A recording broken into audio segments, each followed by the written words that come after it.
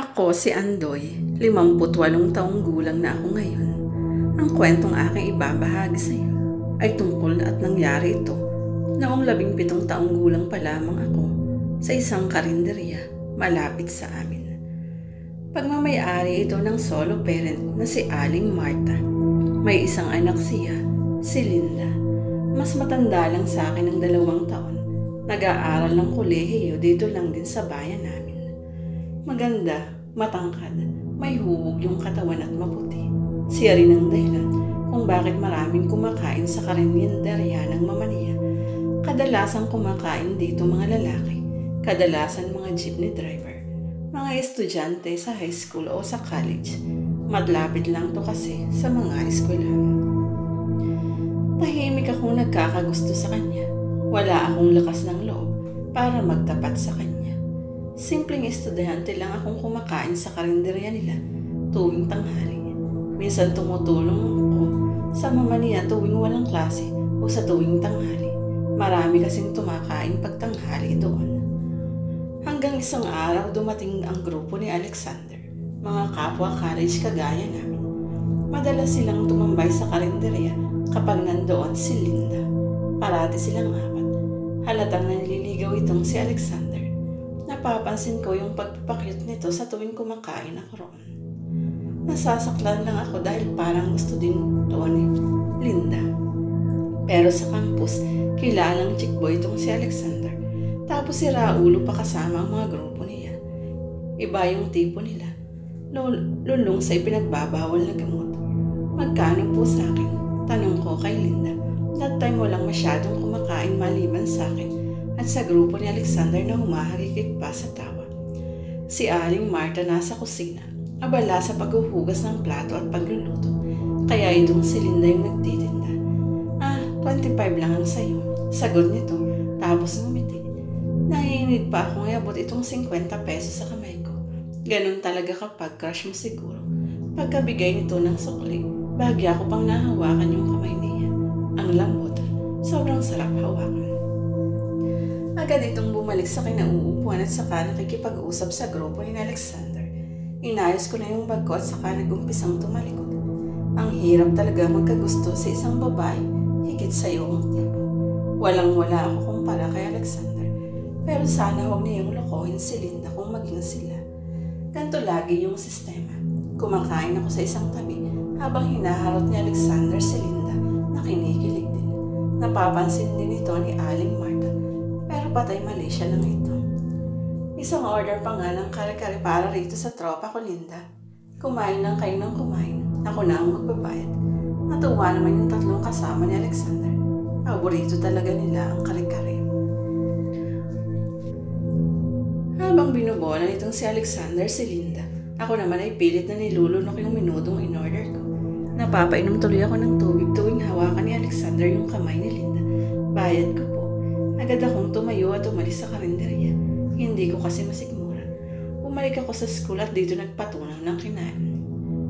Ilang araw din akong hindi kumain sa karinderya nila. Itong uwian sa school na kasalubong ko si Linda sa hallway. Wala masyadong tao rito. Lumagpas na kami sa isa't isa nang bigla siyang magsalita. Hindi ba't ikaw yung laging kumakain sa karinderya namin? Sabi niya sabay balik sa akin. Ako nga po, bakit? Napansin ko kasing ilang araw ka nang hindi kumakain doon. Lagi kitang inaabangan eh.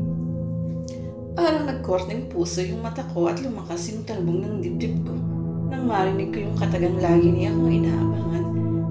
Lagi mo akong inaabangan? Oo, nung huling kain mo kasi hindi mo nakuha yung sukli mo. Nagbayad ka lang at saka umalis. Ito ganun. Halos mahiya ako sa sarili ko nung malaman ko na kaya pala niya ako inaabangan ay para ibigay ang sukli ko. Matapos niyang ibigay sa akin yung sukli, umalis din naman agad siya. Isang gabi, naalimpungatan ako. Parang may nag-uutos sa akin na pumunta sa karinderya ni Aling Marta.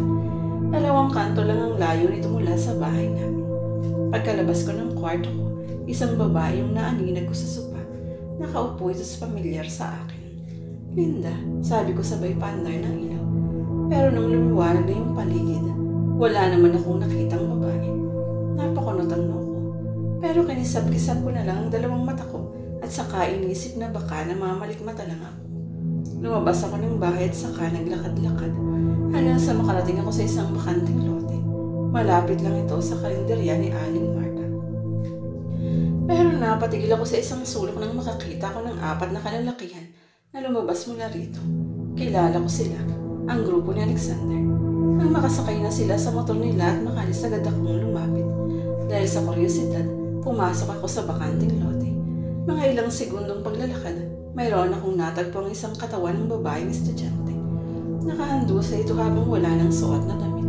Wala ng buhay at nakakalat sa damuhan ng mga damit nito.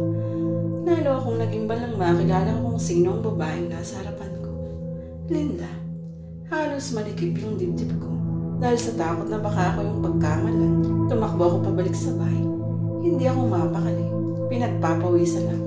Hindi makapagsalita. Ang pangit ng pakiramdam ko. Parang lalagnatin ako. Hindi ako makatulog.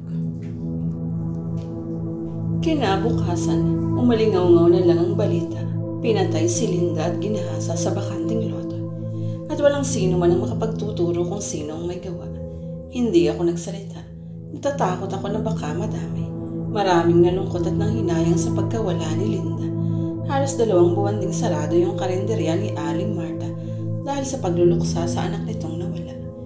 Isang araw biglang bumukas yung dating saradong karinderya ni Aling Marta. Pero ibang-iba na ang aura nito. Para siyang mangkukulam kung kumilos. Wala siyang ibang luto kundi kare-kare. Habang kumakain ako nito sa gilid, bigla akong nabulunan. Kaya dali-dali akong lumapit sa jug para uminom.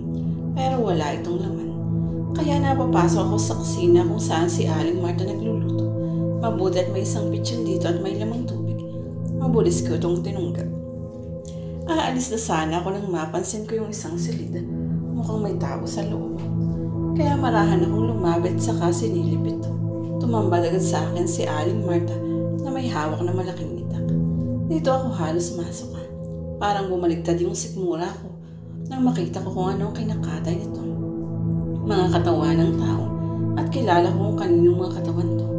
Katawan ni Alexander at 3 pa nitong kasamahan. Agad akong napansin ni Aling Marta. Nagtama ang mga mata namin. Hindi ako makagalaw sa sobrang takot. Pero ngiti lang ito sa akin at saka sumenyas na tumahimik daw ako. Tapos walang emosyong bumalik ito sa pagkakatay. Lumabas ako sa karinderya nitong tulala, dala yung mga nakita. Hindi na ako bumalik sa karinderya at tumahimik sa mga nakita ko. Tama nga bang tumahimik na lang ako sa kabila ng mga nasaksihan?